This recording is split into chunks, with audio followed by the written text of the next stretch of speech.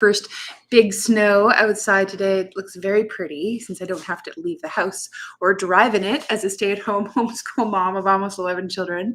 So I can enjoy the big snow, like about this much snow.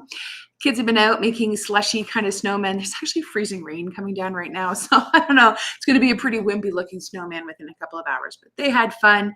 And since I grew up in Canada, it kind of feels like Christmas. We rarely get a green Christmas here. I think that happened once in my whole life. So yeah, it just feels like Christmas. You can see we've got our decorations up. And today I am so excited. This is the by request week. I'm going to talk about putting baby to sleep in a big family. Now, different approaches, right? Everyone's kind of got to figure out their own road, but I'm going to share with you what worked for me. Because when I had my first child almost 17 years ago, totally brand new mom. Honestly, like I hadn't even changed a diaper. I had no idea what I was doing. I forced myself to change my friend's baby's diaper when I was third trimester pregnant with Eden because I had never done it before, literally ever. I wasn't a babysitting kind of teenager. So I had no practical experience. Of course, her little baby boy peed all over me, like huge stream. And I was like, classic, but I get used to it. My firstborn was a girl though, so it was a little bit easier on the diaper front. I learned some tricks and now I got my techniques down. Let's talk about putting baby to sleep. So, baby number one, first time parents, my learning curve, oh my gosh, right? Like I learned a lot in those first couple of just the months. There's so many stories I could tell you, like the nursing disasters. It's like some people just learn the hard way. I'm just one of those tough nuts. Oh my gosh, it can be embarrassing sometimes. So, right, I had no idea how to put a baby to sleep. And even though I had all these women speaking to my life, whether I wanted it or not, aunts, mom, grandma, yeah, it still came down to me day to day on this 24-hour clock, figuring out how to put a baby to sleep. Well, by the time baby was 8 months old, and we had actually moved to two different countries during those 8 months because we were at Bible college, training in missionary work. So there was some moving involved. I had turned myself into a human soother. What I mean by that was by 8 months old, I realized that my daughter would not fall asleep unless my breast was physically in her mouth. If she would wake up in the night, maybe, I started to learn that children had like about a 2 hour, 45 or an hour and a half sleep cycle, like a REM pattern for newborns. So I started reading about this. And yeah, she would wake up, didn't know how to fall back to sleep unless my breast was in her mouth. She would fuss and cry. I would nurse her. And then within like 3 minutes, she'd be like, with like milk falling out of her mouth. Because I became what's known as a sleep cue. My body was her cue to tell her little brain, her little body to go back to sleep. And I was like, what have I done? And how do I undo it? Right. And suddenly I'm thrust into this world. Facebook was kind of new at the time, of different methods that people use, cry it to sleep, this, that, the other thing. And I was like, what? I mean, there's no silver bullet, but there were some things that resonated with me and the things that were abhorrent. Just a moment. Hey, buddy, I'm talking to my friends right now. Will you stop? Okay. Thanks. We can sit there if you want. You gonna go? Okay. So I'm living overseas. We were actually in Spain at the time. So I'm experiencing a lot of stuff with like not knowing the language, big learning curve, culture shock, all this, and also the shock of realizing I can't leave my child for more than a couple of hours at a time because she actually did not know how to fall asleep without me physically being there. And by 8 months, I was like, how long do I have to do this nursing business for anyway? So I rapidly began to read books. Like I said, I'm on mom forums. I'm on these huge mom online groups and still feeling overwhelmed and not, hearing different things that might work. But some of them, like I said, were like that doesn't really resonate with me. And some people were kind of attacking each other, moms telling other moms how to parent their own children and getting on each other's cases for not doing it like them. So that was my first introduction to like how moms can be. You know what I'm talking about? So I just decided, okay, I'm going to step back. I'm just going to quietly figure this out. I'm not necessarily going to ask for 1,000 different women's opinion of what worked for them. And I'll share with you what worked for me. And hey, if this helps you where you're at, great. And I just want you to know it's not necessarily a silver bullet. It's just what's worked for me with my firstborn child when I had this problem. And I continued on with it with all my other children since. And I'm planning on doing this approach with baby number 11 coming in 16 days. So if it helps you, that's great. But if it doesn't, you're still a good mom. And I love you and I will support you through it. And maybe we can troubleshoot together some other techniques. Because I think what moms need most of all, especially when they're experiencing sleep related issues, is some grace and some support, right? Not necessarily like heavy handed, you're doing it wrong. And if you don't do it like me, you're a terrible mom and you're going to screw up your kids. And you're like, oh, yeah, great. That's super helpful. So here's one of the things I did. I got this book, Secrets of the Baby Whisperer. My mom got it at a garage sale and gave it to me when I was pregnant. And I was like, nah, I'm not going to need that. But by God's grace, I held on to it, had it. I think she's mailed it to me even while I was overseas. And I dove into it, right? Because I was hungry for knowledge. I was like, what have I done and how do I undo it? Well, the book on the back, it kind of like promised that she would teach like a gracious, gentle way, like the baby whisperer, right? That she had a technique. And I was like, okay, well, I'm not comfortable with like cry it out until my baby pukes kind of sleep training method. So how do I undo this? I read her book in probably 2 days flat. And all of a sudden, I felt so much more equipped. So Tracy Hogg, I think she's passed away since the time this book was written. It was how to calm, connect, and communicate with your baby. I didn't know that babies communicated at all. I just thought they were like little lumps of Play-Doh.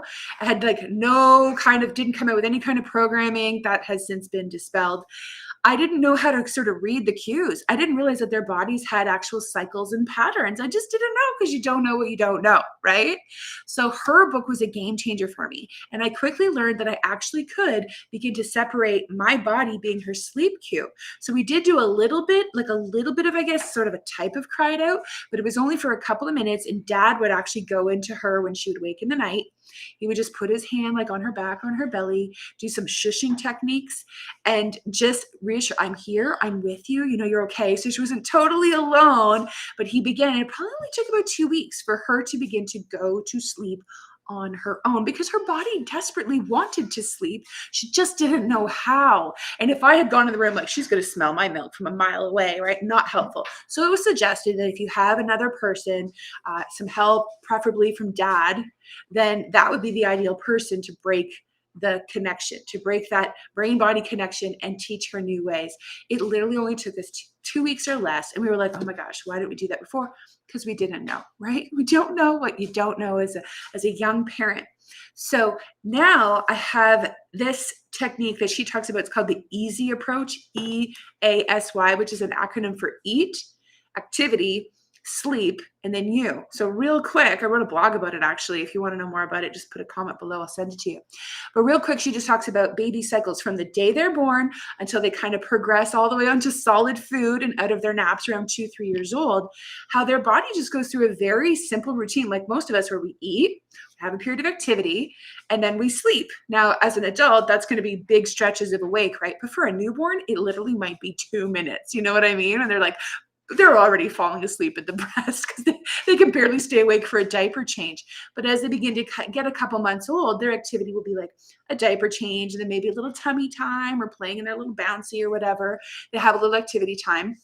And then as their stomach grows, their appetite grows, and then their sleep, their awake time grows, their sleep cycle grows, and it just goes on a beautiful pattern, this nice 24-hour pattern. I do occasionally nurse my babies to sleep, especially if it's literally the middle of the night. I'm not going to bother with a diaper change unless they've had a poop explosion in the middle of the night. But now I've gotten into a really good flow, and Tracy Hogg's approach, the baby whisperer, for me was the game changer. So I'll put a link in the comments below if you want to check out her book. I think there's also like online groups and whatever. I found it super helpful. It was gracious without being too extreme. I felt very equipped. Like I said, it's a short book, so I read it in like 2 days. And I just felt so much more equipped. I wasn't guessing anymore. I didn't feel like I had to just make my baby barf herself to sleep through crying it out, which some people swear by. It didn't resonate with me, so I stayed away from that. I also wanted to be free from being a human soother. Right? We don't really do co-sleeping, and I don't knock people who do. It just it wasn't something that I was comfortable doing, like a permanent co-sleeping arrangement, because it just wasn't the direction I wanted to end up in by the time I had a 1-year-old. I wanted my bed back, and I wanted, to enjoy intimacy with my husband without baby being in the bed all the time, to be quite honest. So that's generally speaking the approach that I've taken. Just wanted to recommend that resource to you because it was so helpful to me. And now that I'm having baby in just a couple of weeks, days really, we're down to a day countdown. The kids are writing it on the whiteboard we use for homeschool. I'm so much more comfortable and confident it's going to be okay. Now I'm going to tell you one more thing, and not everybody's going to like this, but here it is, and this is me real. I bring a soother with me now to the hospital. A little blue and a little pink one because we don't know if it's a boy or girl. I have since, with my other children, and not everybody took to it, but most of my children took a soother, like a little pacifier. We call it a susu in our house. And it's controversial. It's personal choice. That's the way I see it. I have happily trained my children to have a soother from the time that they were newborns. And personally, for me, it's worked out really good. And we never had a problem with it. Some people are like, oh, you're just going to be popping the soother in all night. That hasn't been my experience. And I've done it with 10 out of 11, well, almost 11 children. It's worked really well for me. So I just wanted to give some tips for the road. Some of my kids didn't really take the soother at first for the first couple months, but I kind of just kept offering it. By the time they got about 4 to 8 weeks old, then they started to really grip it. And it became a game changer as well to help them go to sleep without me being the human soother. So there's that. I hope this has helped you today. If you'd like some more big family mom encouragement, wherever you're at in your, mom journey, right at the beginning, kind of in the thick of it, and you'd like some more support, then feel free to jump into the group and see if it would be a community that you'd like to be a part of. You're more than welcome, and I'd love to connect with you there. So there's that. I'm going to go enjoy the rest of our day. I think it's a hot chocolate day because on the big snow, I usually do something special, and Christmas is coming. So I think it's a hot chocolate and marshmallows kind of day. So God bless you. I'll see you on Wednesday. It is by request week. So I have 2 more lives I'm going to do Wednesday and Friday where I'm going to be answering direct questions that moms have asked in the Big Family Moms group to just get my thoughts on it and to encourage you in your own walk by God's grace to overcome struggles and grow in grace as a big family mom. So until then, have a great Monday and Tuesday. I'll see you on